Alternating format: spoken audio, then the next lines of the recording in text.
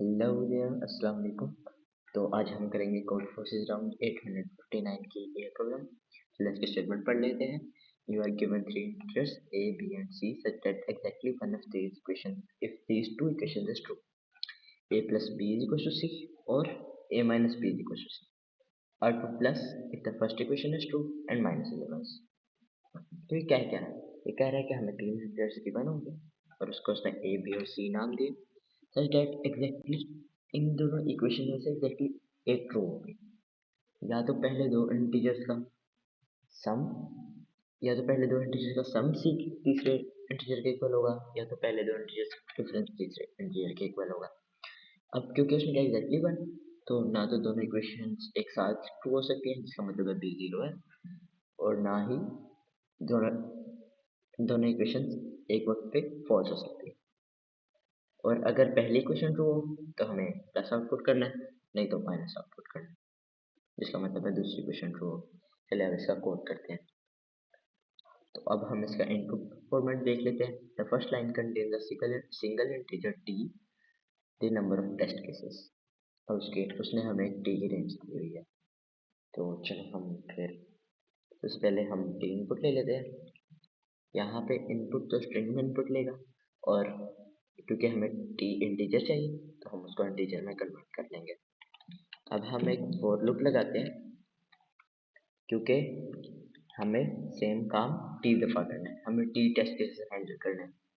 The description of each test case consist of three integers a b c.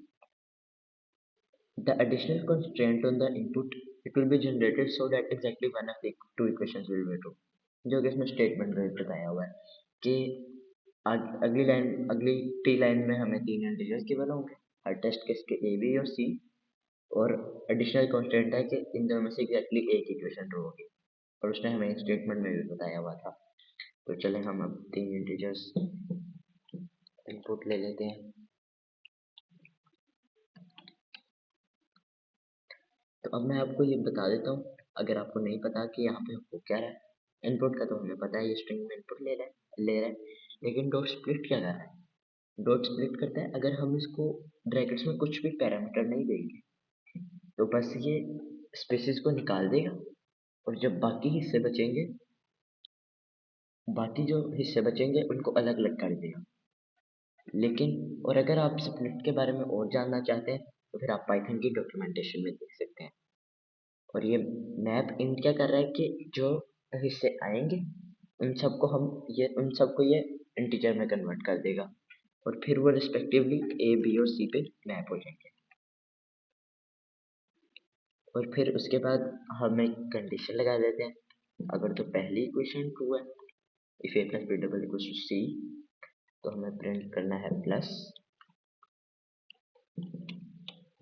अब teachers ने हमें बताया हुआ है कि अगर तो पहली इक्वेशन ट्रू ना हुई, दूसरी इक्वेशन ट्रू होगी, तो हम माइनस प्रिंट करवा देते हैं। चलिए अब हम इसके टेस्ट केसेस पे रन कर लेते हैं।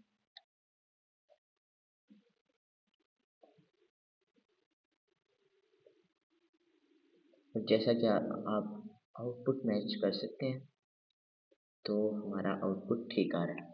चलिए अब इसको सबमिट करवा देते हैं। सबमिट करवा के भी देख लेते हैं, और ये हमारी प्रॉब्लम एक्सेप्ट हो गई है। Thank you for your time. खुदा हाफिज़।